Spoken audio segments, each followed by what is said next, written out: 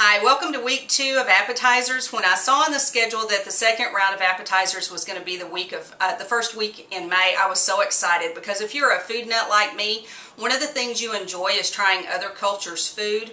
And so with Cinco de Mayo being May 5th and it being a celebration of Mexican heritage and culture, I just could not resist submitting a recipe that would celebrate Cinco de Mayo. So I'm going to prepare for you today what I call my Trinity Nachos. And I call it Trinity Nachos because it is a trinity of cheeses, a trio of cheeses, a trinity of peppers, and a trinity of 3 toppings. So I'm going to talk to you a little bit about the sauce and how we made it, and then we'll plate it for you. It's a good crowd-pleasing Tex-Mex dish that I think you'll enjoy. So let's talk about the sauce. We have here all of the ingredients that go into our sauce. We have our 3 cheeses. We have Philadelphia cream cheese, we have Asadero cheese, and Oaxaca cheese. Both of these are a part skim white cheese that melts very well with the Philadelphia cream cheese. Now, Philadelphia cream cheese is not a normal ingredient in a queso, but I think once you try this one, you won't ever want to make queso without it. We have our trinity of peppers. I have jalapenos, and these are jalapenos out of a jar because I'm going to use the juice, so it's very important that they're out of the jar, not fresh.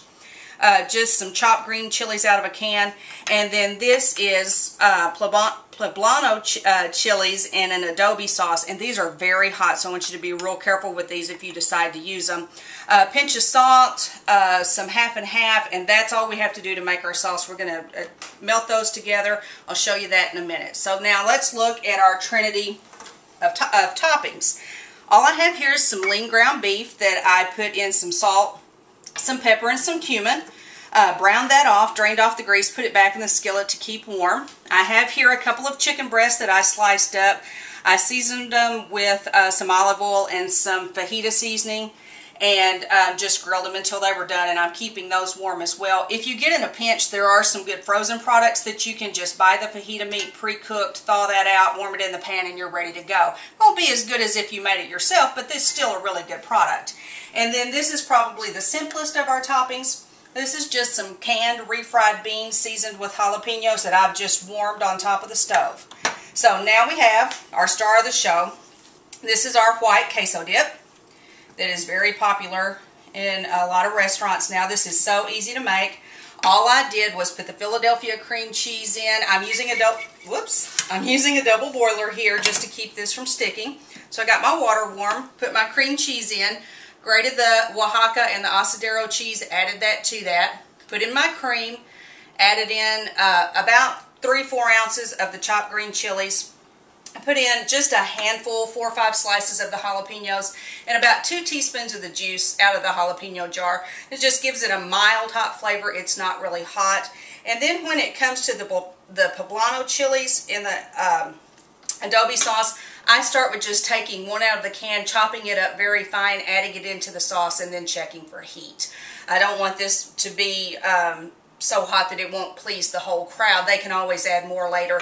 And just a hint on those, if you don't want to waste the poblanos and the adobe, they do freeze well. I just put them in a freezer bag, put them back in the freezer, and then I'm ready to pull one out the next time I want to make the dip.